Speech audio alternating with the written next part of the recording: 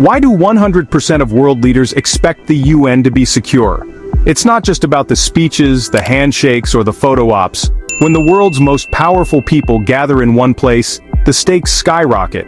Security isn't just a priority, it's a necessity, woven into every second of the event. Because behind the scenes, threats are everywhere, not just the obvious ones like physical attacks or protests, but invisible dangers lurking in the digital shadows. Hackers, cybercriminals, and hostile actors are always searching for a weak spot, ready to exploit any vulnerability. And this year in NYC, cyber chaos was closer than you think. While the city buzzed with motorcades and flashing cameras, a silent war was raging in the background, a battle for control over the very networks that keep the city running. Picture this: over 150 world leaders gathered in Manhattan.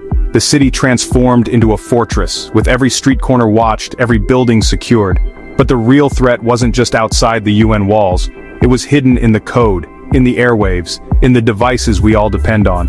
Just blocks away, a high-tech criminal network was ready to unleash chaos. Their plan?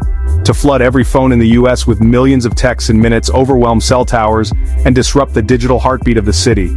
Imagine the panic if no one could call for help, if emergency lines went silent, if misinformation spread faster than the truth. Emergency call centers would be paralyzed, unable to respond to real crises. Hospitals, police, and fire departments could be cut off from the people who need them most. The city's lifelines, its digital connections, would be severed in an instant. The Secret Service, usually focused on protecting people, had to switch gears. This time, they were defending the city's entire digital life. Agents worked around the clock, tracking signals, analyzing data, and coordinating with cyber experts to hunt down the threat. In a massive, high-stakes operation, agents seized over 300 SIM servers, specialized machines designed to send out millions of messages at once.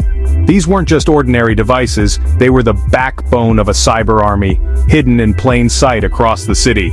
Along with the servers, they confiscated 100,000 SIM cards from secret sites around NYC. Each card could be used to impersonate a real phone, making it nearly impossible to trace the source of an attack. The scale of the operation was staggering, like finding a digital needle in a haystack. This network was so powerful, it could have crippled the city while the world watched. Imagine the headlines: New York paralyzed during UN assembly.